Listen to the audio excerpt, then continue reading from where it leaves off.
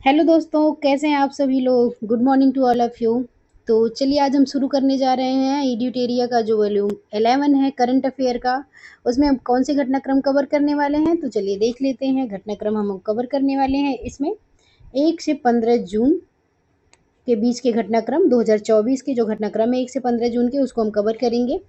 Important किसके लिए है? 17वीं बीपीएससी के लिए बेसिकली ये चलाया जा रहा है। इसके अलावा बीपीएससी टीचर हो गया, ठीक है, बीपीएससी टीआरई हो गया,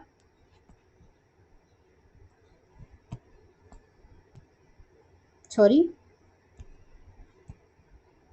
इसके अलावा क्या हो गया? BPSC TRE also useful for UPPCS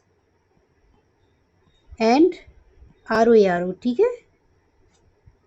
तो आप लोग ध्यान से देखिएगा इसको। तो चलिए स्टार्ट करते हैं हम सबसे पहले राष्ट्रीय घटनाक्रम से। तो राष्ट्रीय घटनाक्रम को हम कवर करने वाले हैं। तो राष्ट्रीय घटनाक्रम में हम सबसे पहले पॉइंट को देखेंगे यहाँ से। तो 2 जून को तेलंगाना द्वारा, पहला पॉइंट है हमारा, पहला पॉइंट है 2 जून को तेलंगाना द्वारा अपनी स्थापना की 10वीं वर्षगांठ मनाई गई है। तो तेलंगाना की स्थापना कब हुई थी? 2014 को हुई थी। आप यहाँ देख सकते हैं 2 जून 2014 को तेलंगाना की स्थापना हुई थी और ये भारत का तब 29वां राज्य बना था, ठीक है, उस समय तत्कालीन में। आगे हम देखेंगे अगला पॉइंट क्या है। अगला पॉइंट है कि हाल ही में वर्ष 2024 में टाइम पत्रिका द्वारा जारी दुनिया की 100 सबसे प्रभावशाली कंपनियों में से भारत की 3 कंपनियां Reliance industries limited, Tata group and serum institute of India को शामिल किया गया है। तो टाइम पत्रिका द्वारा जो जारी 100 प्रभावशाली कंपनियों की लिस्ट है, उसमें भारत की 3 कंपनियां हैं, रिलायंस इंडस्ट्रीज और Tata group and serum institute of India. आगे हम देखते हैं अगला पॉइंट क्या है हमारा। अगला पॉइंट है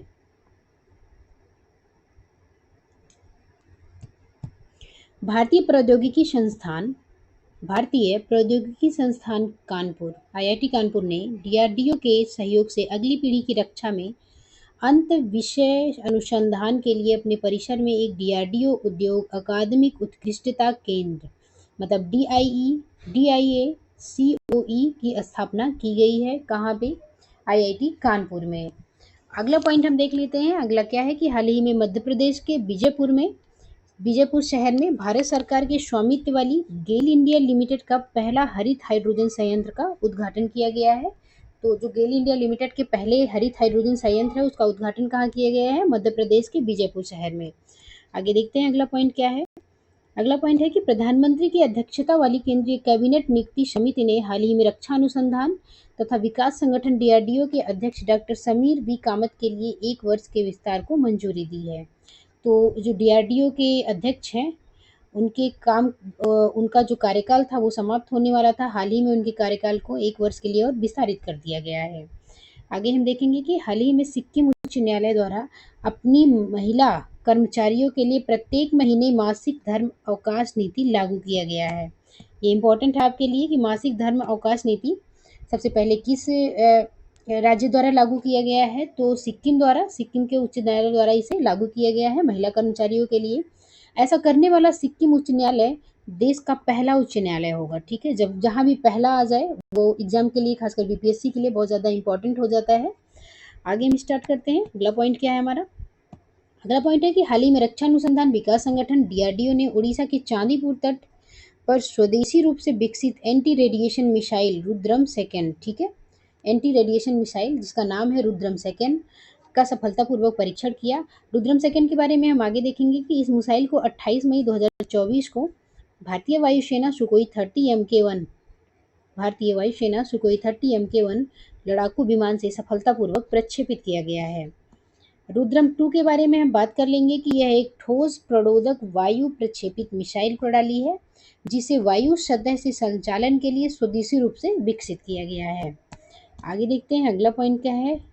अगला पॉइंट है हमारा कि भारतीय पर्वतारोही संदीप सत्यदीप गुप्ता, भारतीय पर्वतारोही सत्यदीप गुप्ता जो हैं वो दुनिया की सबसे ऊंची चोटी माउंट एवरेस्ट तथा दुनिया की चौथी सबसे ऊंची चोटी माउंट लोहोत्से पर एक ही सत्र में 2 बार चढ़ाई करने वाले दुनिया के पहले व्यक्ति बन गए हैं।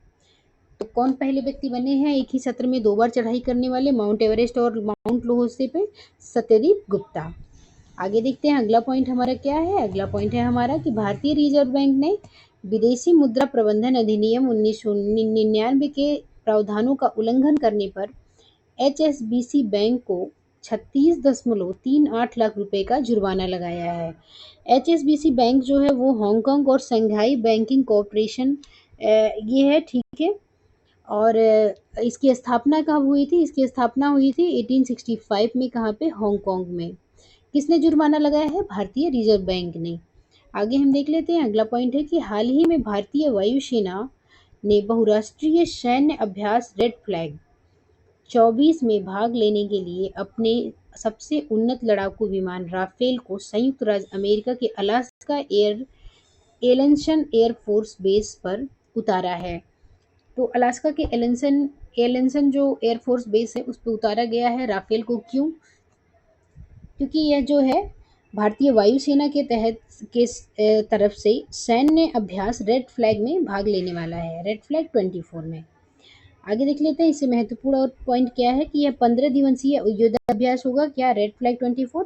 और 1975 में वियतनाम युद्ध के बाद संयुक्त राज्य अमेरिका की वायुसेना द्वारा शुरू किया गया था। कब से शुरू किया गया था ये? 1975 में वियतनाम युद्ध के बाद किसके द्वारा? संयुक्त राज्य अमेरिका द्वारा शुरू किया गया था ये। आगे देख लेते हैं अगला पॉइंट क्या है। हाल ही में कोबे जापान में आयोजित विश्व पैरा एथलेटिक्स चैंपियन में समग्र पदक तालिका में भारत की कुल 17 पदकों के साथ छठा स्थान हासिल किया है, ठीक है। तो जो कोबे है जापान का, उसमें आयोजित विश्व पैरा एथलेटिक्स चैंपियनशिप में समग्र पदक तालिका में भारत के कुल 17 पदकों के साथ छठा स्थान हासिल किया है। भारत ने 17 पदकों में से 6 स्वर्ण पदक, 5 रजत पदक और 6 कांस्य पदक जीते हैं। आगे हम देखेंगे अगला पॉइंट है हमारा इसमें कि समग्र पदक तालिका में शीर्ष 3 देश हैं। कौन कौन से? चीन के पास 87 पदक है, ब्राजील उसके बाद है, उसके बाद उज्बेकिस्तान है, ठीक है। अगला घटनाक्रम देखेंगे कि चेन्नई स्थित स्टार्टअप अग्निकुल कॉस्मोस ने दुनिया के पहले पूरी तरह से 3D प्रिंटेड रॉकेट अग्निबाण को आंध्र प्रदेश के श्रीहरिकोटा में सफलतापूर्वक प्रक्षेपित किया है, ठीक है। श्रीहरिकोटा से प्रक्षेपित किया गया है। 3D प्रिंटेड रॉकेट अग्निबाण है, ये दुनिया की पूरी तरह से पहली 3D प्रिंटेड अग्निबाण होगा, रॉकेट अग्निबाण। और किसने किया है? अग्निकुल कॉस्मोस ने, ठीक है। ये कहाँ पे अग्निकुल कॉस्मोस स्थित है? चेन्नई में स्थित एक स्टार्टअप है। अग्निबाण सब ऑर्बिटल टेक्नोलॉजिकल डेमोन्स्ट्रेटर, जिसे अग्निबाण सॉर्टेड कहा गया, ठीक है। रॉकेट सिंगल स्टेज का रॉकेट है जिसे अग्निलेट इंजन का प्रयोग किया गया है। आगे हम देखेंगे अगला पॉइंट हमारा क्या है इससे महत्वपूर्ण रिलेटेड। अग्निबाण जो है वो सॉर्टेड 01 मिशन के जरिए अग्निकुल कॉस्मोस के 3 उपलब्धियों को हासिल की है। पहला है पहली निजी लॉन्च पैड श्रीहरिकोटा में धनुष लॉन्च पैड, देश की पहली लॉन्चिंग हो जाएगी, ठीक है। दूसरी हो जाएगी देश के पहले semi cryogenic engine powered rocket launching. तीसरा हो जाएगा दुनिया के पहले 3D प्रिंटेड रॉकेट इंजन, ठीक है। आगे हम देखेंगे कि हाल ही में भारत द्वारा नॉरवेस्ट के नाम से जाने जाने वाले भयंकर तूफानों का अध्ययन करने के लिए अपना पहला अनुसंधान परीक्षण के स्थापित करने की घोषणा की है, जो मुख्य रूप से पूर्वी और पूर्वोत्तर क्षेत्र को प्रभावित करता है।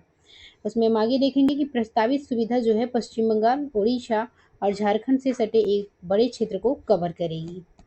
अगला पॉइंट है हमारा कि इसका जो नियंत्रण है वो उड़ीसा के भद्रक जिले के चंदवाली में होगा, ठीक है। अब स्टार्ट करते हैं अगला घटनाक्रम से। अगला घटनाक्रम है हमारा कि हाल ही में तमिलनाडु राज्य में भगवान मुरुगन को समर्पित वैकासी विशाखम महोत्सव, ठीक है। भगवान मुरुगन को समर्पित जो विकासम महोत्सव है वो मनाया गया है, कहाँ पे? तमिलनाडु में। हाल ही में तेलंगाना सरकार द्वारा सार्वजनिक स्वास्थ्य संबंधी चिंताओं का हवाला देते हुए पूरे राज्यों में तंबाकू और निकोटीन युक्त गुटखा का और पान मसाला के निर्माण, भंडारण, वितरण, परिवहन, बिक्री पर 1 साल का प्रतिबंध लगाया गया है।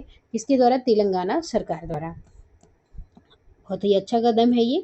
इसमें हम आगे पॉइंट देख लेते हैं इससे संबंधित कि यह जो प्रतिबंध है वो खाद्य सुरक्षा और मानक अधिनियम 2006 की धारा 30 के उपधारा 2 के खंड ए के तहत लगाया गया है। अगला हम घटनाक्रम देखेंगे। अगला है कि हमारा हाल ही में भारत की शीर्ष जिम्नास्टिक दीपा कर्माकर उज्बेकिस्तान के ताशकंद में आयोजित एशियाई सीनियर चैंपियनशिप में महिलाओं की वॉल्ट स्पर्धा में स्वर्ण पदक हासिल कर ऐसा करने वाली पहली भारतीय बन गई हैं। कौन? दीपा कर्माकर जो हैं वो उज्बेकिस्तान के ताशकंद में जो एशियाई सीनियर चैंपियनशिप में महिलाओं की वॉल्ट स्पर्धा में स्वर्ण पदक हासिल करने वाली पहली भारतीय बनी है। आगे हम देखेंगे। अगला पॉइंट हमारा क्या है कि राष्ट्रीय सांख्यिकी संगठन एनएसओ के अनुसार वित्तीय वर्ष 2023-24 में भारत की जीडीपी 8.2% की वृद्धि का अनुमान लगाया गया है। ठीक है, तो जो वित्तीय वर्ष 2023-24 है उसमें भारत की जीडीपी में 8.2% की वृद्धि का अनुमान लगाया गया है। 1960 से 1961 के बाद यह 9वीं बार है जब जीडीपी वृद्धि 8% से अधिक हुई है। आगे हम देखेंगे। अगला पॉइंट है हमारा कि हाल ही में भारत सरकार ने ब्लू इकोनॉमी को बढ़ावा देने के लिए विदेश मंत्रालय और बंगाल की खाड़ी कार्यक्रम अंतर सरकारी संगठन BOBPIGO के साथ BIMREN मतलब बिम्स्टेक भारत अनुसंधान नेटवर्क लॉन्च किया है। ठीक है, किस लिए लॉन्च किया गया है? ब्लू इकोनॉमी को बढ़ावा देने के लिए लॉन्च किया गया है। आगे पॉइंट हम इससे रिलेटेड देख लेते हैं। अगला हमारा क्या है? अगला नया घटनाक्रम है हमारा। इसमें हम देखेंगे कि हाल ही में भारत के अडानी समूह द्वारा अपने वैश्विक पदचिह्न विस्तार करते हुए तंजानिया के दार ए सलाम बंदरगाह पर कंटेनर टर्मिनल 2 के लिए 30 वर्ष का पट्टा हासिल किया गया है। कहाँ पे? तंजानिया के दार ए सलाम जो बंदरगाह है वहाँ पे। हाल ही में जम्मू कश्मीर सरकार ने महामारी रोग अधिनियम 1897 के तहत मानव रेबीज को एक अधिसूचित रोग के रूप में नामित किया है। तो जम्मू कश्मीर ने जो है महामारी रोग अधिनियम के तहत जो मानव रेबीज है उसको एक अधिसूचित रोग के रूप में शामिल किया है। आगे हम देखेंगे। 30 से 31 मई के बीच जो है 2024 में रांची झारखंड में इस्पात पर अंतर्राष्ट्रीय सम्मेलन आयोजित किया गया। तो अंतर्राष्ट्रीय इस्पात सम्मेलन जो है जिसे ICONS 2024 कहा जाता है का उद्देश्य नवीनवेशी समाधान तलाशना और इस्पात उद्योगों के भविष्य को आगे बढ़ाना है। ठीक है, आगे हम देखेंगे। अगला पॉइंट क्या है कि 4 जून 2024 को 18वीं लोकसभा चुनाव के लिए 7 चरणों में मतदान के परिणाम घोषित किया गया है। 18वीं लोकसभा चुनाव में किसी भी पार्टी को स्पष्ट बहुमत प्राप्त नहीं हुआ है। भारतीय जनता पार्टी को सर्वाधिक 240 सीटें प्राप्त हुई हैं। वहीं हम सर्वाधिक सीट प्राप्त करने वाले 3 राजनीतिक दलों की भी बात करेंगे। तो उसमें 3 राजनीतिक दल कौन कौन से हैं? सबसे पहले है भारतीय जनता पार्टी 240 सीट, भारतीय राष्ट्रीय कांग्रेस 99 सीट और समाजवादी पार्टी जो है वो 37 सीट। तो इस प्रकार इन्होंने प्राप्त किया है। आगे हम देखेंगे कि हाल ही में जारी क्यूएस वर्ल्ड यूनिवर्सिटी रैंकिंग 2025 में भारत 46 विश्वविद्यालयों के साथ विश्व स्तर पर 7वें तथा एशिया के तीसरे स्थान पर है। इस रिपोर्ट के अनुसार भारत के 61% भारतीय विश्वविद्यालयों की रैंकिंग में सुधार हुआ है। ठीक है, वहीं भारत के IIT बॉम्बे का 118वां स्थान है जो भारत में शीर्ष स्थान पर है। आगे हम देखेंगे कि शीर्ष रैंक करने वाले भारत के और कौन कौन से संस्थान हैं, भारतीय विश्वविद्यालय और कौन कौन से हैं। तो उसमें है 118वें स्थान पर हमने देखा कि भारतीय प्रौद्योगिकी संस्थान बॉम्बे है। 150 स्थान पे आ रहा है भारतीय प्रौद्योगिकी संस्थान दिल्ली। 211 स्थान पे आ रहा है भारतीय विज्ञान संस्थान बेंगलुरु। ठीक है, आगे हम देखेंगे अगला पॉइंट। 2 जून 2024 को तेलंगाना के 10वें स्थापना दिवस पर मुख्यमंत्री रेवंत रेड्डी के द्वारा की गई घोषणा के अनुसार आंध्र प्रदेश पुनर्गठन अधिनियम 2014 के अनुसार हैदराबाद अब आंध्र प्रदेश और तेलंगाना की संयुक्त राजधानी न होकर केवल तेलंगाना की राजधानी होगी। ठीक है, तो जो हैदराबाद है वो आंध्र प्रदेश और तेलंगाना की पहले संयुक्त राजधानी थी और अब जो है अब वो किसकी राजधानी होगी? केवल वो अब तेलंगाना की राजधानी होगी, हैदराबाद आंध्र प्रदेश की नहीं होगी। ठीक है, 10वें स्थापना दिवस पर ये मुख्यमंत्री द्वारा घोषणा किया गया है। आगे हम बात करते हैं अगले घटनाक्रम से। इसमें दे रखा है कि आंध्र प्रदेश पुनर्गठन अधिनियम 2014 के तहत हैदराबाद 10 वर्ष के लिए आंध्र प्रदेश तेलंगाना की संयुक्त राजधानी बनाने का प्रावधान रखा गया था। तो 2014 से लेकर 2024 तक ये समाप्त हो गया है। कब समाप्त हुआ ये? 2 जून 2014 को। 2 जून 2024 को समाप्त हो गया है। तो अब केवल हैदराबाद जो है वो तेलंगाना की राजधानी है, आंध्र प्रदेश की नहीं होगी। आगे हम देखते हैं अगला पॉइंट हमारा क्या है। अगला पॉइंट है कि 5 जून को विश्व पर्यावरण दिवस के अवसर पर प्रधानमंत्री नरेंद्र मोदी द्वारा नई दिल्ली में एक पेड़ माँ के नाम अभियान शुभारंभ किया गया है। कहाँ पे? नई दिल्ली में एक पेड़ माँ के नाम अभियान शुरू किया गया है पर्यावरण दिवस 5 जून को, ठीक है, प्रधानमंत्री नरेंद्र मोदी द्वारा। आगे हम इस घटना को देख लेते हैं थोड़ा सा विस्तार पूर्वक। तो इसमें क्या है कि भारत में धरती को माँ का दर्जा प्राप्त है। यह अभियान भूमि क्षरण, मिट्टी के कटाव, गिरते जल स्तर को रोकने के लिए वनीकरण को प्रोत्साहित करता है। इस अवसर पर प्रधानमंत्री द्वारा नई दिल्ली के बुद्ध जयंती पार्क में पीपल के पेड़ को लगाया गया है, ठीक है। तो नई दिल्ली में जो बुद्ध जयंती पार्क है उसमें पीपल के पेड़ को लगाया गया है प्रधानमंत्री द्वारा। आगे हम देखेंगे कि हाल ही में भारतीय उद्यमी Vilayan Subbaiah EY world entrepreneur of the year 2024 का सम्मान पाने वाले चौथे भारतीय बने हैं। कौन? विलायन सुब्बैया जो हैं, ठीक है। J Subbaiah tube investment of India, Shri Subbaiah tube investment of India के कार्यकारी उपाध्यक्ष और चोलामंडलम इन्वेस्टमेंट एंड फाइनेंस के अध्यक्ष हैं, ठीक है। आगे हम देखते हैं कि हाल ही में संपन्न 18वीं लोकसभा चुनाव संपन्न हुआ हाल ही में, उसमें कुल 74 महिला सांसद विजयी घोषित हुई। ये आपके एग्जाम के लिए बहुत इंपॉर्टेंट है, इसको देख लीजिएगा। कितनी महिला? टोटल 74, 74 महिला सांसद जो हैं वो विजयी घोषित हुई, जो विगत लोकसभा चुनाव 2019 में 78 से 4 कम है, ठीक है। तो 2019 में कितनी महिलाएं थी? 78 थी। अभी कितनी है? 2024 में 74 है, ठीक है।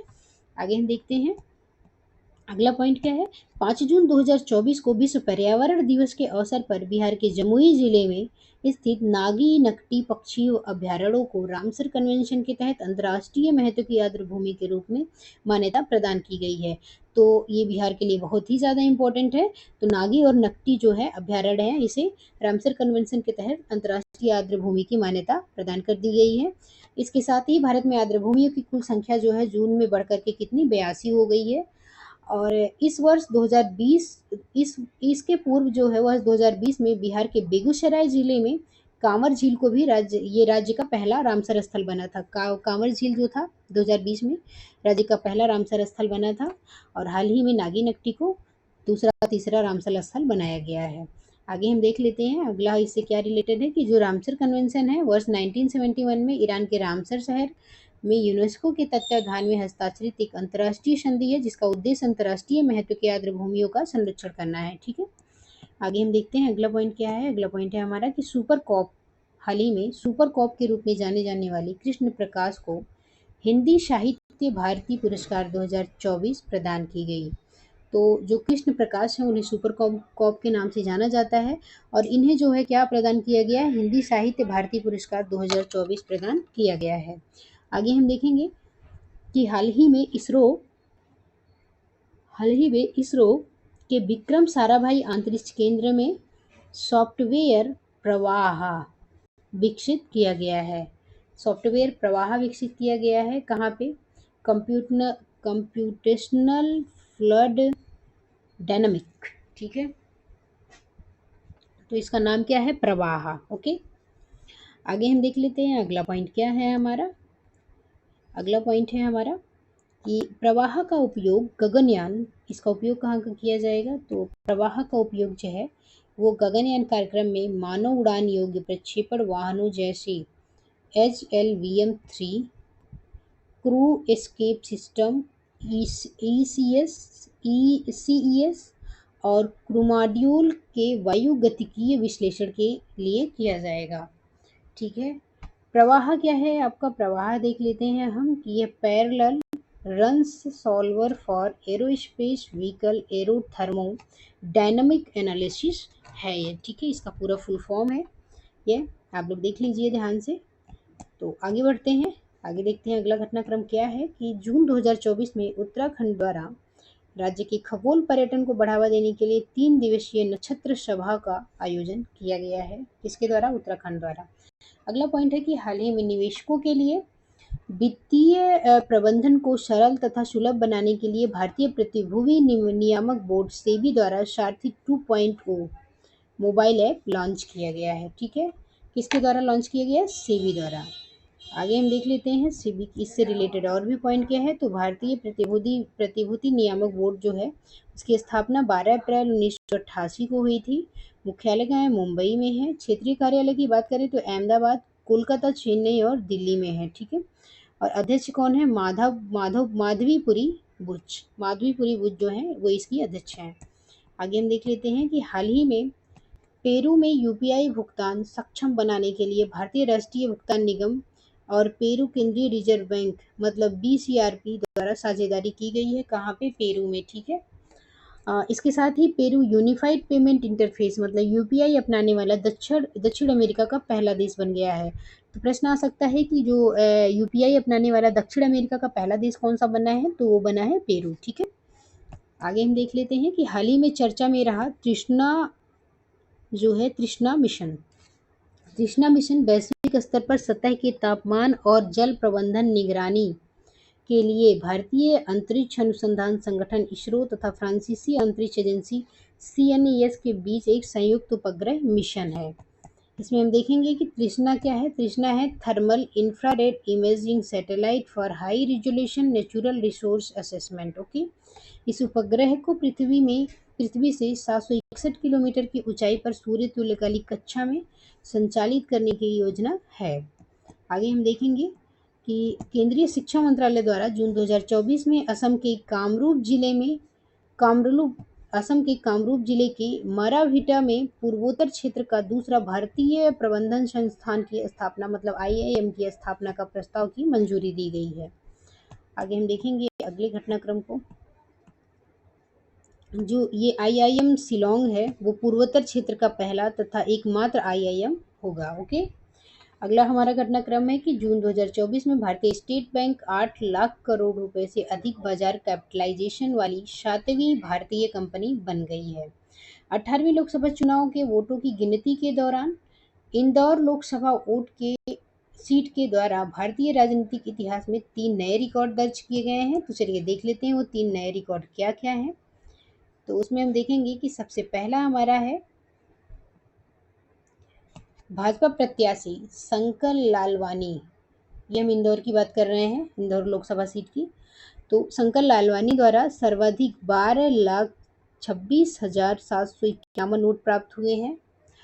उसके बाद शंकर लालवानी द्वारा अपने प्रतिद्वंदी बसपा के संजय सोलंकी को सर्वाधिक वोटों के अंतर मतलब 11,75,092 से इन्हें 11,75,092 से पराजित किया गया।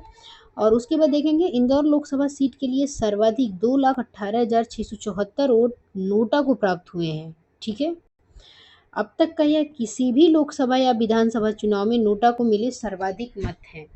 तो 3 रिकॉर्ड इन्होंने प्राप्त किया है कि यहाँ के जो प्रत्याशी हैं शंकर लालवानी उन्हें सबसे ज़्यादा वोट मिला है और जो इनके द्वितीय प्रतिद्वंदी हैं सामने वाले शंकर लालवानी के संजय सोलंकी जी, तो वो बहुत ज़्यादा वोटों का गैप है इन दोनों के बीच में मतलब 11,75,092 वोट का गैप है। और नोटा को सबसे ज़्यादा वोट मिला है 2,18,674। ठीक है, जो कि तीनों एक रिकॉर्ड बनाते हैं। आगे हम देखेंगे कि जो 2019 में बिहार के गोपालगंज में नोटा को सर्वाधिक वोट मिला था कितना? 51,660। और अभी इस बार 2024 में कितना मिला? 2 लाख के आसपास। ठीक है, हमने ऊपर देख लिया है। तो आगे हम देखते हैं अगला पॉइंट क्या है कि निर्वाचन आयोग द्वारा जारी एक रिपोर्ट के अनुसार हाल ही में संपन्न 18वीं लोकसभा चुनाव में 65.79% मतदान हुआ है। इसमें डाक मतपत्र शामिल नहीं है।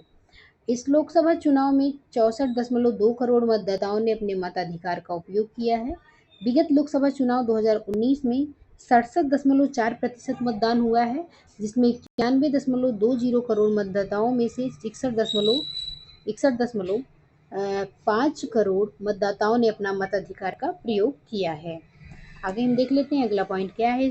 आगे है कि हाल ही में संयुक्त राष्ट्र ने भारत की पहली महिला स्थायी प्रतिनिधि रुचिरा कंबोज, ठीक है, को 35 वर्ष की सेवा के पश्चात सेवानिवृत्त हो गई हैं। तो संयुक्त राष्ट्र में जो भारत की पहली महिला स्थायी प्रतिनिधि थी कौन? रुचिरा कंबोज थी। ये 35 वर्ष अपनी सेवा देने के बाद सेवानिवृत्त हो गई हैं। संयुक्त राष्ट्र की स्थापना कब हुई थी, हम देखेंगे 24 अक्टूबर 1945 को। मुख्यालय कहाँ है, यूएसए न्यूयॉर्क में है। अगला हमारा पॉइंट है कि हाल ही में ब्लूमबर्ग मिलेनियर्स इंडेक्स के अनुसार 111 अरब डॉलर की संपत्ति के साथ गौतम अडानी एशिया के सबसे अमीर व्यक्ति बन गए हैं। ठीक है, तो एशिया के सबसे अमीर व्यक्ति बन गए हैं किस इंडेक्स के तहत, Gautam Adani, Bloomberg millionaires index. ठीक है, गौतम अडानी दुनिया के 11वें सबसे अमीर व्यक्ति हैं इसके अकॉर्डिंग। और इस इंडेक्स के अनुसार रिलायंस इंडस्ट्रीज के चेयरमैन मुकेश अंबानी 109 अरब डॉलर की संपत्ति के साथ एशिया के दूसरे और दुनिया के 12वें सबसे अमीर व्यक्ति बन गए हैं। आगे हम देखते हैं अगला पॉइंट क्या है हमारा।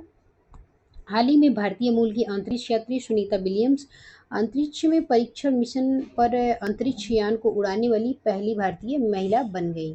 तो हमने क्या देखा कि जो सुनीता विलियम्स हैं भारतीय मूल की अंतरिक्ष यात्री हैं ये सुनीता विलियम्स। ये अंतरिक्ष में परीक्षण मिशन पर अंतरिक्ष यान उड़ाने वाली पहली महिला बन गई है। ठीक है, 58 वर्षीय सुनीता विलियम्स को 5 जून को फ्लोरिडा के केप कैनवेरल से नासा के अंतरिक्ष यात्री बुच विल्मोर के साथ बोइंग के स्टार लाइनर कैप्सूल पर उड़ान भरी। 5 जून 2024 को विश्व पर्यावरण दिवस के अवसर पर इलेक्ट्रॉनिक्स और आईटी मंत्रालय द्वारा स्वदेशी वायु गुणवत्ता निगरानी प्रणाली और एयर प्रवाह ऐप लॉन्च किया गया है। किसके द्वारा, पर्यावरण दिवस पे लॉन्च किया गया, इलेक्ट्रॉनिक और आईटी मंत्रालय द्वारा। AQAIMS जो है इसमें real time air quality index monitoring के लिए एयर प्रवाह नामक ऐप शामिल है। ठीक है, आगे हम देख लेते हैं अगला हमारा क्या घटनाक्रम है। आगे है कि 5 जून 2024 में नेशनल कंपनी लॉ ट्रिब्यूनल मतलब एनसीएलटी ने 2 बड़े एयरलाइन एयर इंडिया और विस्तारा के विलय को मंजूरी दे दी है। तो एयर इंडिया जो है और जो विस्तारा एयरलाइन है, इन दोनों के विलय की मंजूरी दी गई है नेशनल कंपनी लॉ ट्रिब्यूनल द्वारा जून 2024 में। 18वीं लोकसभा चुनाव के परिणाम घोषित होने के बाद 9 जून 2024 को राष्ट्रपति द्रौपदी मुर्मू द्वारा तीसरी बार श्री नरेंद्र मोदी को प्रधानमंत्री पद की शपथ दिलाई गई। ठीक है, और प्रधानमंत्री के 71 मंत्रियों ने भी शपथ ग्रहण किया। प्रधानमंत्री नरेंद्र मोदी पंडित जवाहरलाल नेहरू के बाद लगातार तीसरी बार प्रधानमंत्री के रूप में शपथ लेने वाले दूसरे व्यक्ति बन गए हैं। आगे हम देखेंगे कि हाल ही में संपन्न सिक्किम राज्य विधानसभा चुनाव में 32 में से 31 सीट जीतने वाली सिक्किम क्रांतिकारी मोर्चा के नेता प्रेम सिंह तमांग को सिक्किम के राज्यपाल लक्ष्मण आचार्य द्वारा दूसरी बार मुख्यमंत्री पद की शपथ दिलाई गई है। तो जो प्रेम सिंह तमांग है ये कौन बने हैं, दूसरी बार सिक्किम के मुख्यमंत्री बने हैं। ओके, आगे हम देख लेते हैं अगला पॉइंट है कि हाल ही में आंध्र प्रदेश के राज्यपाल एस अब्दुल नजीर द्वारा तेलुगु देशम पार्टी के नेता श्री चंद्रबाबू नायडू को चौथी बार आंध्र प्रदेश के मुख्यमंत्री की शपथ दिलाई गई है। श्री नायडू आंध्र प्रदेश के 18वें मुख्यमंत्री हैं। बाल विवाह पर अंकुश लगाने के लिए हाल ही में असम के मुख्यमंत्री श्री हेमंत बिस्वा शर्मा द्वारा निजुत मोइना योजना की घोषणा की गई है। तो जो निजुत मोइना योजना है इसकी घोषणा किसके द्वारा की गई है, जो मुख्यमंत्री हैं असम के हेमंत बिस्वा शर्मा द्वारा। किस लिए की गई है, बाल विवाह पर अंकुश लगाने के लिए। आगे देख लेते हैं इससे संबंधित और भी पॉइंट हम कि यह योजना जो है कक्षा 11वीं से 12वीं के अविवाहित छात्राओं को 1250 रुपये तथा स्नातकोत्तर छात्राओं को 2500 रुपये मासिक वजीफा दिया जाएगा। सही है, ये तो अच्छा पहल ये शुरू किया गया है। आगे हम देखते हैं अगला पॉइंट है कि हाल ही में जर्मनी में आयोजित Heil Bronnecker cup 2024 ATP challenger tennis tournament में सुमित नागपाल द्वारा पुरुष एकल पर खिताब जीता गया है। ठीक है, तो किसके द्वारा पुरुष एकल खिताब जीता गया है, हेल ब्रोन नेकर कप 2024 में तो वो जीता गया है सुमित नागपाल द्वारा। आगे हम देखते हैं 12 जून 2024 को बीजेपी के नेता मोहन चरण मांझी जो हैं उनको उड़ीसा के मुख्यमंत्री के पद की शपथ दिलाई गई है। मांझी उड़ीसा के पहले भाजपाई मुख्यमंत्री हैं। ठीक है, आगे देखेंगे कि श्री मांझी द्वारा लगभग 2.5 दशक तक उड़ीसा के मुख्यमंत्री रहे श्री नवीन पटनायक का स्थान लिया गया है। आगे हम देखेंगे 13 जून 2024 को अरुणाचल प्रदेश के राज्यपाल लेफ्टिनेंट केटी पटनायक द्वारा भारतीय जनता पार्टी के नेता पेमा खांडू को तीसरी बार अरुणाचल प्रदेश के मुख्यमंत्री पद की शपथ दिलाई गई है। तो पेमा खांडू जो है वो तीसरी बार अरुणाचल प्रदेश के मुख्यमंत्री बने हैं। किस पार्टी से संबंधित है? बीजेपी से। ओके, आगे हम देखते हैं अगला पॉइंट हमारा क्या है।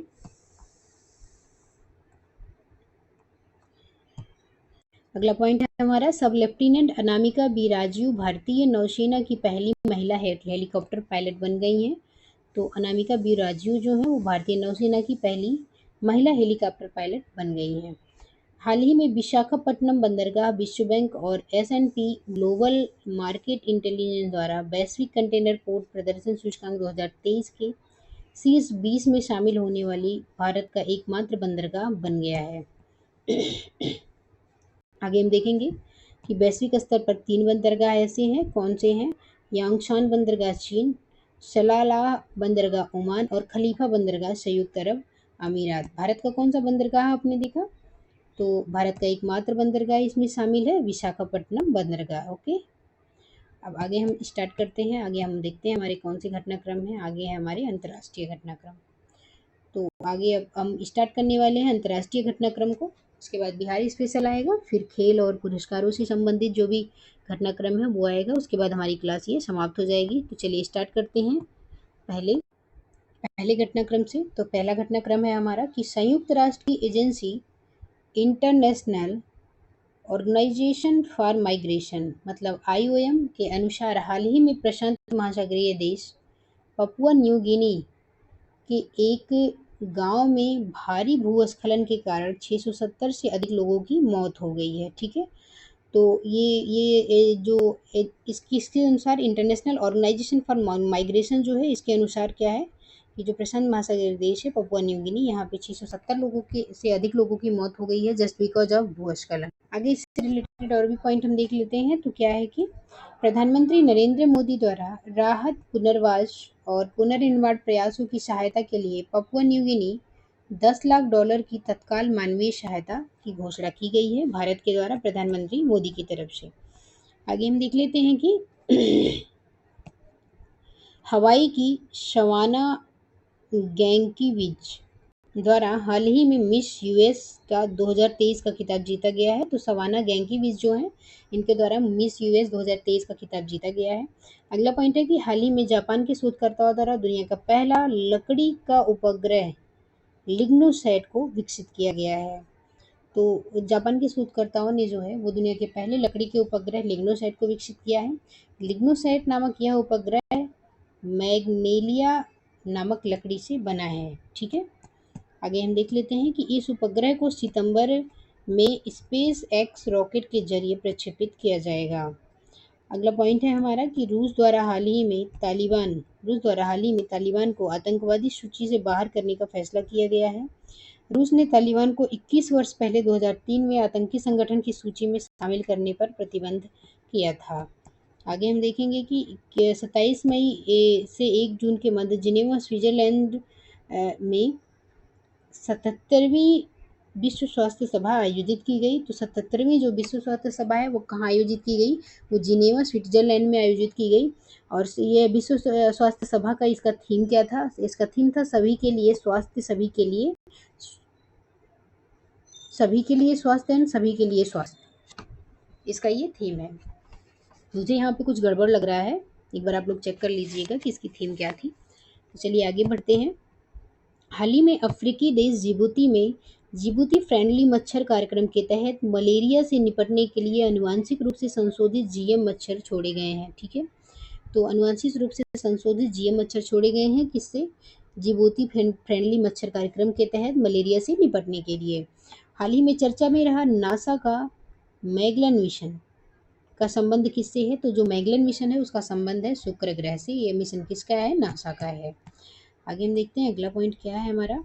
अगला पॉइंट है कि इस मिशन के तहत वैज्ञानिकों ने शुक्र ग्रह पर नए लावा प्रवाह की खोज की है। ठीक है, मई 1989 को लॉन्च किए गए मैगलन मिशन का उद्देश्य राडार इमेजिंग तकनीकी का उपयोग करके शुक्र की सतह पर मानचित्र बनाना है। ठीक है, आगे हम देखेंगे कि हाल ही में संयुक्त राष्ट्र महासभा द्वारा 24 मई को अंतर्राष्ट्रीय मारखोर दिवस के रूप में मनाए जाने की घोषणा की गई है।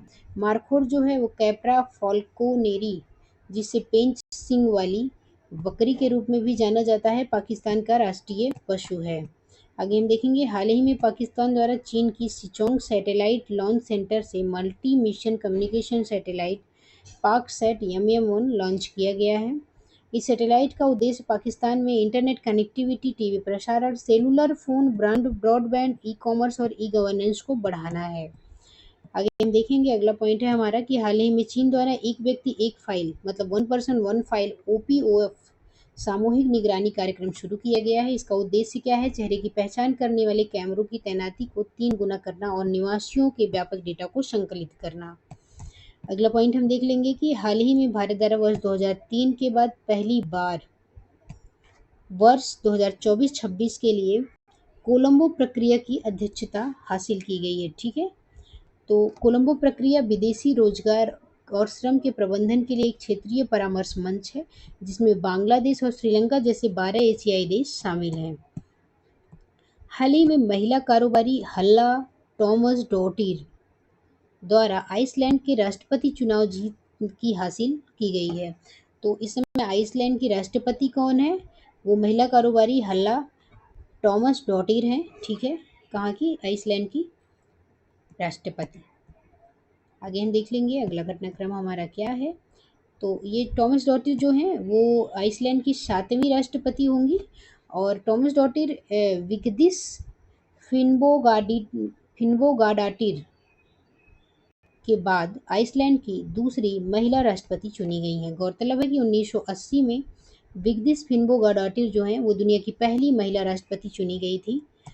तो आगे हम देखते हैं अगला पॉइंट हमारा क्या है। अगला पॉइंट है हमारा कि जून 2024 में पाकिस्तानी सेना को मेडिकल कोर में कार्यरत doctor Helen Mary Roberts brigadier का रैंक प्राप्त करने वाली देश की पहली ईसाई और अल्पसंख्यक समुदाय की प्रथम महिला बनी गई हैं। कौन बनी है? Doctor Helen Mary Roberts. ठीक है, आगे हम देखेंगे अगला पॉइंट हमारा क्या है कि सैन डिएगो में आयोजित बायो इंटरनेशनल कन्वेंशन 2024 के दौरान अमेरिका, भारत, दक्षिण कोरिया, जापान तथा यूरोपीय संघ EU द्वारा जैव औषधि क्षेत्र में मजबूत आपूर्ति श्रृंखला के निर्माण को साझा करने के प्रयास के लिए जैव औषधि गठबंधन के गठन की घोषणा की गई है।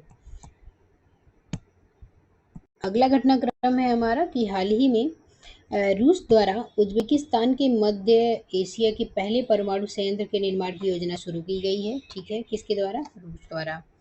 अगला हमारा पॉइंट है कि जून 2024 में चीन के अंतरिक्ष यान लैंडर जो है, इसका नाम है चांगी 6 ने चंद्रमा के दक्षिणी ध्रुव के एटकेन बेसिन क्रेटर पर लैंड कर इतिहास रच दिया है। तो कहाँ पे ये लैंड किया है? एटकेन बेसिन क्रेटर पर। ये चीन का जो अंतरिक्ष यान लैंडर है चोंगी 6, ओके, दक्षिणी ध्रुव पर। अगला पॉइंट हम देख लेते हैं कि हाल ही में रूसी अंतरिक्ष यात्री ओलेग कोनोनेंको अंतरिक्ष में सर्वाधिक 1000 दिन बिताने वाले विश्व के पहले व्यक्ति बन गए हैं। 59 वर्षीय कोनोनेंको ने हमवतन अंतरिक्ष यात्री गेनाडी पडाल्का का 878 दिनों का रिकॉर्ड तोड़कर यह उपलब्धि हासिल की है। आगे हम देखेंगे अगला पॉइंट हमारा क्या है कि ओलेग द्वारा यह उनकी 5वीं अंतरिक्ष यात्रा है, जो 15 सितंबर 2023 को सोयूज MS-24 स्पेसक्राफ्ट द्वारा शुरू की गई। ठीक है, 6 जून 2024 को पाकिस्तान, सोमालिया, डेनमार्क, ग्रीस और पनामा को 2025 से 26 कार्यकाल के लिए UNSC के गैर स्थायी सदस्य के रूप में चुना गया है। ठीक है, किसको चुना गया है? Pakistan, Somalia, Denmark, Greece, Panama को UNSC के गैर स्थायी सदस्य के रूप में चुना गया है 2025-26 के लिए। अच्छा, हाल ही में मालदीव द्वारा गाजा संघर्ष पर सार्वजनिक आक्रोश के बीच इजराइल पासपोर्ट धारकों के देश में प्रवेश पर प्रतिबंध लगा दिया गया है। तो इजरायली जो पासपोर्ट धारक हैं उन लोगों पर प्रतिबंध लगा दिया है। किसने लगा दिया है? मालदीव ने लगा दिया है। ठीक है, आगे हम देखते हैं अगला पॉइंट हमारा क्या हो जाएगा।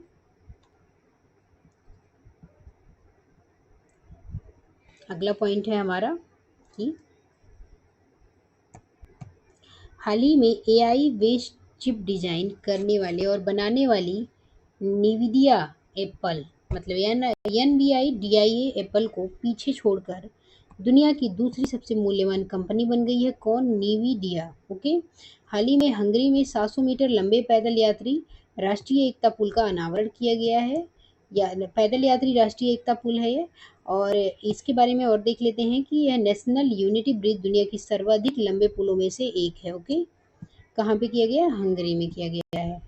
आगे हम देख लेते हैं, जून 2024 में की गई घोषणा के अनुसार 2025 में 81वीं अंतर्राष्ट्रीय वायु परिवहन संघ वार्षिक आम बैठक का आयोजन नई दिल्ली, भारत में किया जाएगा। ठीक है, तो 81वीं अंतर्राष्ट्रीय वायु परिवहन परिसंघ जो है उसकी बैठक नई दिल्ली में आयोजित किया जाएगा वर्ष 2025 के लिए किया जाएगा।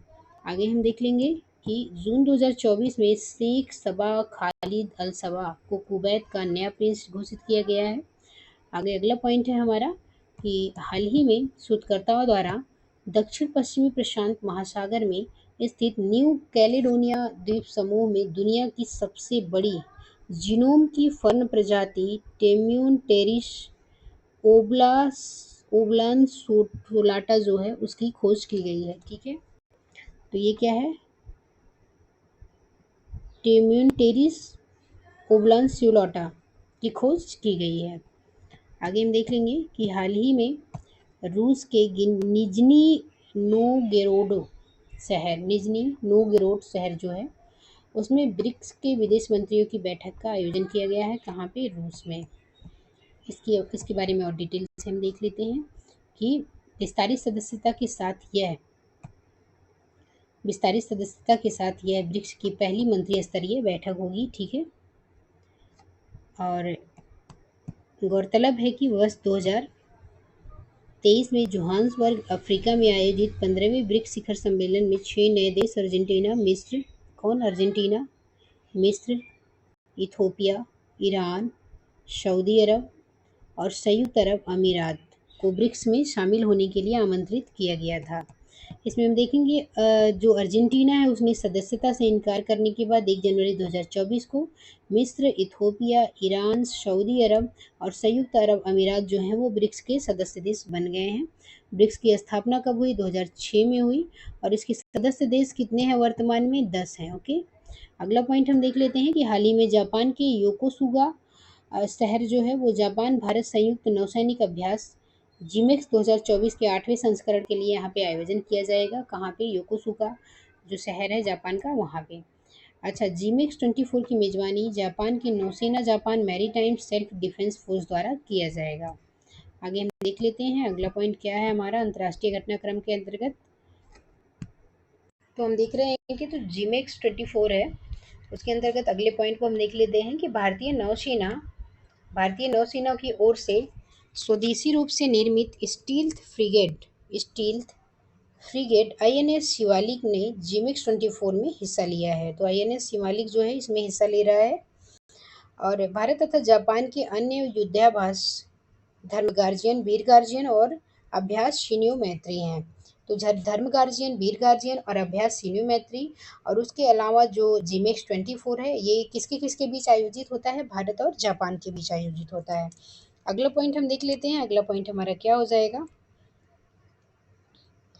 कि 15 से 16 जून 2024 को वर्गेन स्टॉक रिजॉर्ट स्विट्जरलैंड में रूस यूक्रेनी युद्ध से संबंधित एक अंतर्राष्ट्रीय शिखर सम्मेलन यूक्रेन शांति शिखर सम्मेलन आयोजित की जाएगी।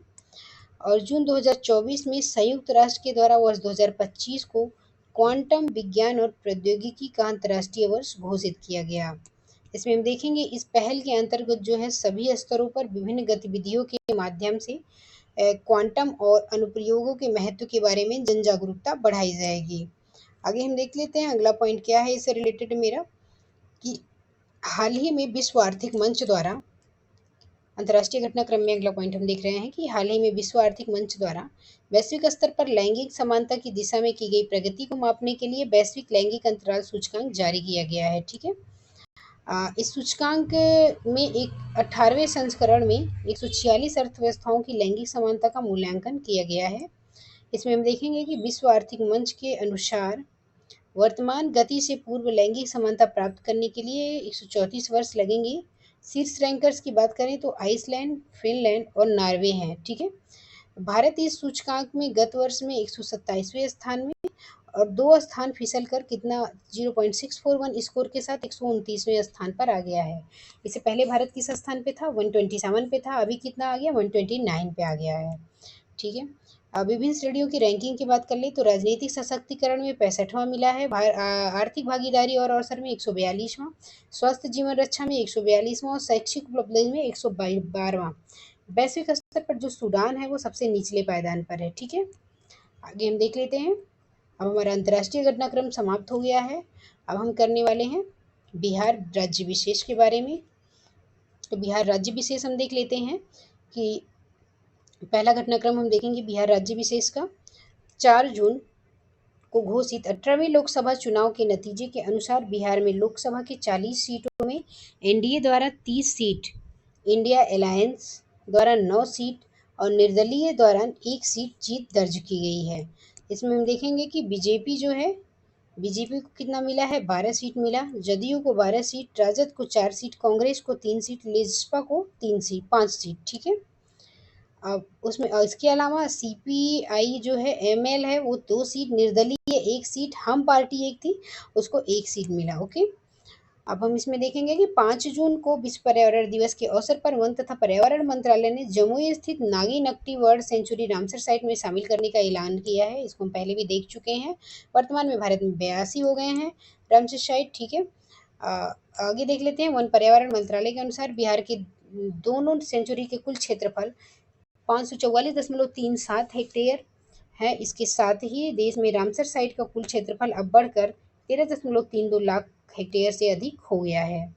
आगे हम देख लेंगे कि इससे पूर्व नवंबर 2020 में बिहार के बेगूसराय स्थित कंवर झील को बिहार के पहले रामसर साइट की मान्यता दी गई थी। ये भी हम देख चुके हैं। तो चलिए आगे देखते हैं। अगला पॉइंट क्या है कि नरेंद्र मोदी के नेतृत्व में तीसरी बार बनी सरकार में बिहार के 8 सांसद को मंत्री पद दिया गया है। इनमें से 4 सांसद कैबिनेट मंत्री और 4 सांसद को राज्य मंत्री बनाया गया है। भाजपा कोटे से 4, जदयू से 2, हम और लेजपा से एक मंत्री को शामिल किया गया है। आगे हम देख लेते हैं। अगला पॉइंट हमारा क्या है? अगला पॉइंट है कि विभागवार मंत्रियों की सूची की बात कर लें कि किस मंत्री को कौन सा मंत्रालय मिला है। ठीक है। तो इसमें देखेंगे कि गिरिराज सिंह को वस्त्र मंत्रालय दिया गया है, ललन सिंह को पंचायती राज और डेयरी मंत्रालय दिया गया है। जीतन राम मांझी की बात कर ले तो सूक्ष्म लघु और मध्यम उद्योग मंत्रालय, चिराग पासवान की बात कर ले तो खाद्य प्रसंस्करण, नित्यानंद राय की बात कर ले तो गृह राज्य मंत्री, और वहीं पे रामनाथ ठाकुर की हम बात कर रहे हैं तो किसान कल्याण राज्य मंत्री, सतीश चंद्र दूबे की बात कर रहे हैं तो कोयला तथा खान भूतत्व राज्य मंत्री, और राजभूषण चौधरी की बात कर ले तो जल शक्ति मंत्री। जून 2024 में दरभंगा के अमता घराने के प्रख्यात ध्रुपद गायक जो पद्मश्री पंडित राजकुमार मल्लिक हैं, वो 73 वर्ष में इनका निधन हो गया है। ठीक है। आगे हम निधन की चीज़ देख रहे हैं तो पद्मश्री जो हैं किस घराने से, एक बार देख लेते हैं कि दरभंगा के आमता घराने के प्रख्यात ध्रुपद गायक जो हैं, आमता घराना दरभंगा का प्रख्यात ध्रुपद गायक पद्मश्री पंडित राजकुमार मल्लिक जो हैं, उनका 73 वर्ष की आयु में निधन हो गया है। द्रौपदी मुर्मू द्वारा इसी वर्ष कला क्षेत्र में उत्कृष्ट कार्यों के लिए इन्हें पद्मश्री से सम्मानित किया गया। 2016 में बिहार सरकार द्वारा साधना सम्मान से सम्मानित किया गया था। वहीं 2017 में जो है इन्हें पंडित सियाराम तिवारी वरिष्ठ कलाकार पुरस्कार दिया गया था। उन्होंने न केवल ध्रुपद संगीत बल्कि ख्याल, ठुमरी, दादरा, विद्यापति गीति के साथ साथ भजन में भी महारत हासिल की है। आगे हम देखेंगे कि जून 2024 में बिरहा की मैथिली कवित्री रिंकी झा मतलब ऋषिका को उनके संग्रह जो है नदी घाटी सभ्यता के लिए साहित्य अकादमी पुरस्कार देने की घोषणा की गई है। ये मैथिली कवित्री हैं। ठीक है। ऋषिका अर्थात रिंकी झा, वह मधुबनी के ननौर से रहने वाली हैं। वही देखेंगे कि मधुबनी के घोघरडिया के वरिष्ठ कवि और कथाकार नारायण जी को बाल और संग्रह ऑनर के लिए साहित्य अकादमी पुरस्कार देने की घोषणा की गई है। आगे हम देख लेंगे। अगला पॉइंट हमारा क्या है? हमने बिहार विशेष देख लिया है। उसके बाद आ जाता है विविध समसामयिकी के बारे में हम देखेंगे। तो सबसे पहले हम कवर करेंगे प्रमुख दिवस और थीम को कवर करने वाले हैं। तो प्रमुख दिवस में हम देख लेते हैं कि हमारा 28 मई को क्या है? 28 मई को है विश्व भूख दिवस। इसकी थीम क्या रही है? संपन्न मान्यताएं और संपन्न विश्व। ठीक है। 29 मई की हम बात कर लेते हैं। तो 29 मई का क्या है कि संयुक्त राष्ट्र शांति सैनिकों का अंतर्राष्ट्रीय दिवस है। इसकी थीम क्या है? इसकी थीम है भविष्य के लिए उपयुक्त साथ मिलकर बेहतर निर्माण करना। अगला पॉइंट है हमारा कि 30 मई को अंतर्राष्ट्रीय आलू दिवस मनाया गया है। इसकी थीम थी विविधता का दोहन, आशा का पोषण। ओके, 30 मई को ही हिंदी पत्रकारिता दिवस भी मनाई गई। 30 मई को 37वां गोवा राज्य दिवस भी मनाया गया। 31 मई की बात करें तो विश्व तंबाकू निषेध दिवस मनाया गया इस दिन, और बच्चों को तंबाकू उद्योग के हस्तक्षेप से बचाना इसका थीम था। आगे हम देखेंगे कि 1 जून को क्या मनाया गया है? विश्व दुग्ध दिवस। दुनिया के पोषण देने के लिए, गुणवत्तापूर्ण पोषण प्रदान करने के लिए डेयरी की महत्वपूर्ण भूमिका का जश्न मनाएं। 3 जून को क्या मनाया गया है? विश्व साइकिल दिवस मनाया गया है। इसकी थीम क्या है? साइकिलिंग के माध्यम से अच्छे स्वास्थ्य, निष्पक्षता, स्थिरता को प्रोत्साहित करना। ठीक है, आगे हम देखेंगे कि 4 जून की बात कर लेते हैं। तो 4 जून को क्या मनाया गया? 4 जून को आक्रामकता के शिकार मासूम बच्चों के लिए अंतर्राष्ट्रीय दिवस मनाया गया। 5 जून विश्व पर्यावरण दिवस, आप सभी को पता है। इसकी थीम क्या रही है? भूमि बहाली, मरुस्थलीकरण और सूखा सहनशीलता। आगे हम देखेंगे 7 जून को कौन सा दिवस मनाया गया? तो 7 जून को विश्व खाद्य सुरक्षा दिवस मनाया गया है। खाद्य सुरक्षा अप्रत्याशित के लिए तैयार रहें, इसकी थीम रही है।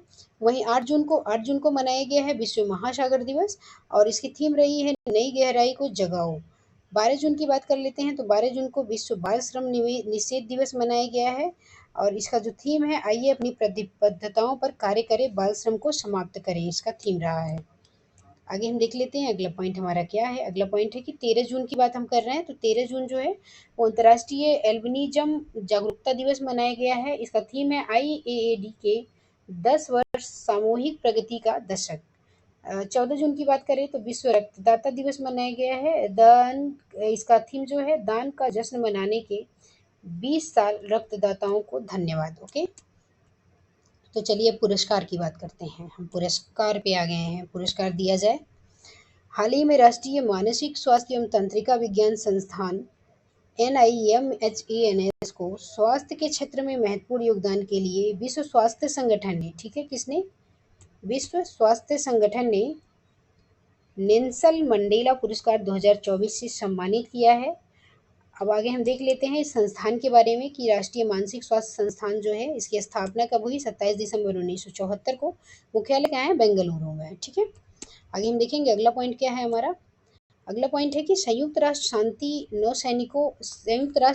सैनिकों के अंतर्राष्ट्रीय दिवस के अवसर पर संयुक्त राष्ट्र महासचिव एंटोनियो गुटेरेस जो हैं, उन्होंने भारतीय सेना के मेजर राधिका सेन को वर्ष 2023 का military gender advocate of the year से सम्मानित किया है। तो मेजर सुमन गवानी के बाद मेजर राधिका सेना संयुक्त military gender advocate of the year पुरस्कार प्राप्त करने वाली ये जो है दूसरी भारतीय बन गई हैं। आगे हम देखेंगे अगला पॉइंट क्या है कि हाल ही में प्रसिद्ध भारतीय अभिनेता रजनीकांत को UAE के संस्कृत पर्यटन विभाग द्वारा गोल्डन वीजा से सम्मानित किया गया है। ठीक है, आगे हम देखेंगे अगला पॉइंट हमारा क्या है कि हाल ही में गोवा में आयोजित केंद्रीय सार्वजनिक क्षेत्र के उद्यमों के लिए पहले आउटलुक प्लैनेट सस्टेनेबिलिटी शिखर सम्मेलन 2024 में ग्रामीण विद्युतीकरण निगम ने sustainability championship editors choice award का पुरस्कार जीता है। ठीक है, आगे हम देखेंगे कि हाल ही में कांगो में सेवारत संयुक्त राष्ट्र के शांति सैनिक धनंजय कुमार सिंह को संयुक्त राष्ट्र के अंतर्राष्ट्रीय शांति सैनिक दिवस के अवसर पर मरणोपरांत डॉग हैमर सॉल्ट पदक से सम्मानित किया गया है। तो चलिए आगे देख लेते हैं विविध से संबंधित आगे प्रश्न क्या है कि हाल ही में भारतीय फिल्म मेकर पायल कपाड़िया की film all we imagine as light को कांस फिल्म फेस्टिवल में दूसरे सर्वाधिक ग्रैंड पिक अवार्ड से सम्मानित किया गया है। ये सम्मान प्राप्त करने वाली पायल कपाड़िया पहली भारतीय फिल्म मेकर हैं।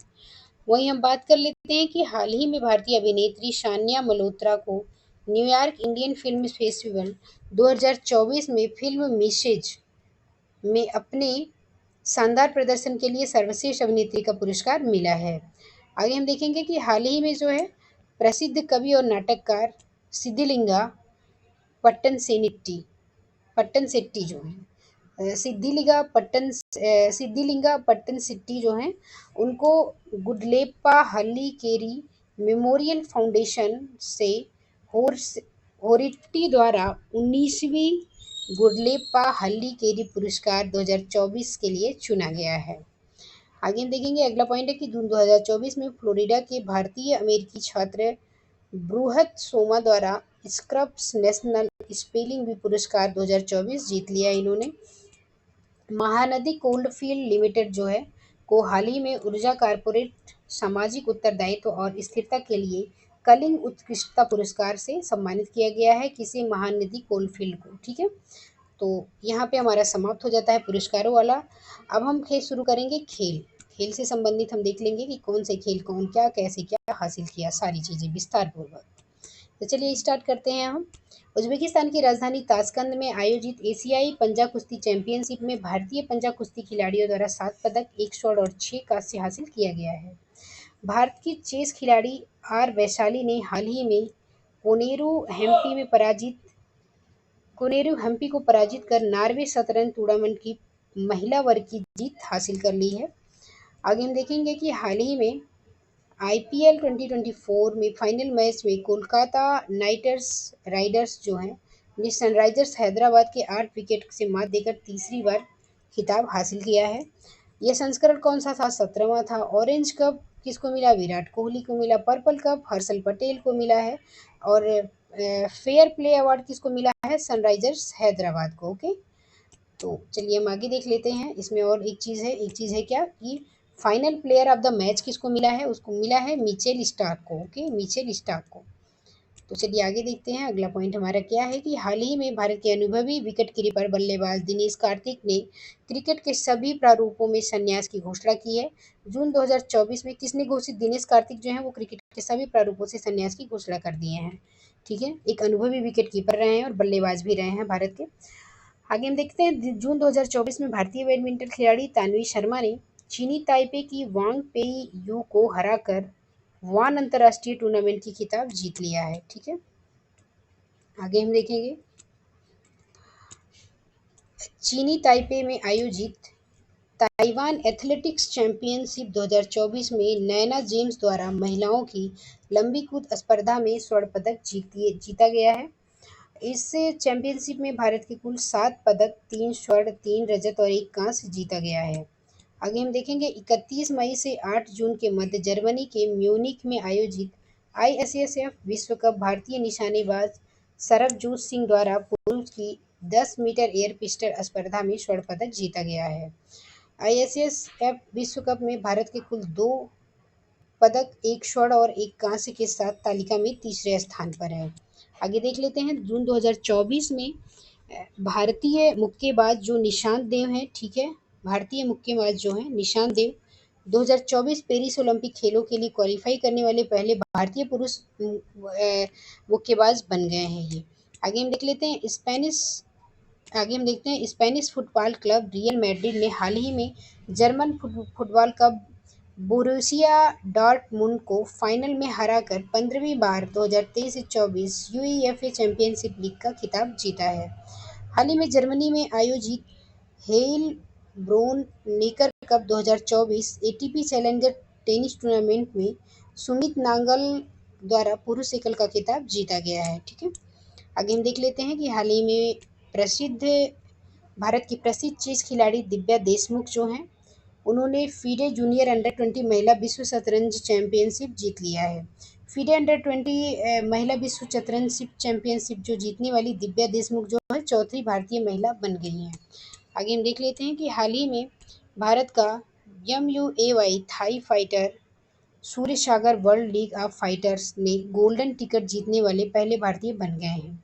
हाल ही में 26 मई से 9 जून 2024 के मध्य पेरिस फ्रांस में आयोजित फ्रेंच ओपन टूर्नामेंट में फाइनल से स्पेन के कार्लोस अल्कराज ने फ्रेंच ओपन पुरुष और पोलैंड से ईगा स्विएटेक ने फ्रेंच ओपन महिला टेनिस एकल का खिताब जो है वो जीत लिया है।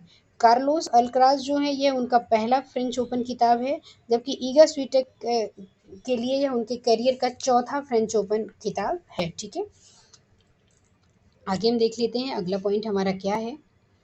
अगली पॉइंट है नियुक्ति। नियुक्ति में हम देख लेते हैं कि चंद्रशेखर गौरीनाथ करहाडकर जो हैं उनको इंदिरा गांधी परमाणु अनुसंधान केंद्र जो है IGCAR का नया निदेशक नियुक्त किया गया है। आगे हम IGCAR के बारे में बात कर लेते हैं। तो IGCAR जो है इसकी स्थापना 1971 में हुई थी। मुख्यालय कहाँ है? कलपक्कम तमिलनाडु में है। अगला पॉइंट हम देख लेते हैं कि हाल ही में केंद्रीय स्वास्थ्य और परिवार कल्याण मंत्रालय द्वारा जो है वो विश्व तंबाकू निषेध दिवस के अवसर पर भारतीय बैडमिंटन स्टार PV सिंधु को तंबाकू नियंत्रण अभियान की ब्रांड एम्बेसडर के लिए नियुक्त किया गया है। अगला पॉइंट है हमारा कि हाल ही में राकेश रंजन को कर्मचारी चयन आयोग का नया अध्यक्ष नियुक्त किया गया है। आगे हम देख लेते हैं कि श्री विजय खांडू जो हैं वो हाल ही में विदेश मंत्रालय द्वारा कैमरून में भारत का उच्चायुक्त नियुक्त किया गया है। किसको? विजय खांडूज को। अगला पॉइंट है हमारा कि मई 2024 में प्रदीप कुमार त्रिपाठी को लोकपाल का सचिव नियुक्त किया गया। लोकपाल अध्यक्ष कौन इस समय है? अजय मणिका राव खानविलकर। ठीक है।